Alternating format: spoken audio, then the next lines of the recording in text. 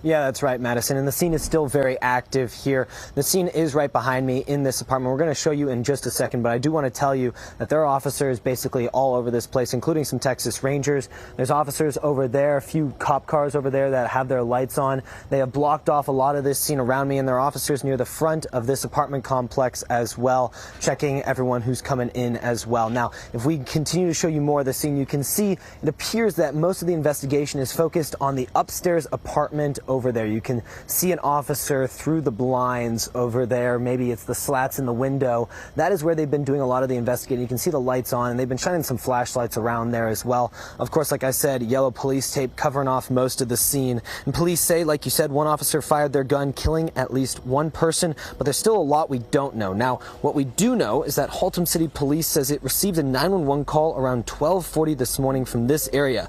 They say the caller told them to, quote, send police at the Heritage Apartments before hanging up. Officers responded and found the caller, who they say was initially hesitant to talk to them.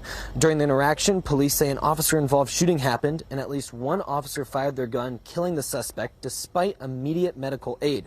Authorities say no officers were injured during the incident. The scene was quickly secured, and there's no ongoing threat to the public. However, there are still a lot of unanswered questions here. I asked police whether the caller was the suspect in this case, who was specifically involved in this shooting, how many shots were fired, and if the suspect also fired shots at officers. However, police say they could not answer all of those questions just yet. They're still working on the investigation here, still clearly a very active scene. As with the case with any officer-involved shooting, Texas Rangers are here on site investigating, and any officer that fired their weapon will be put on administrative leave.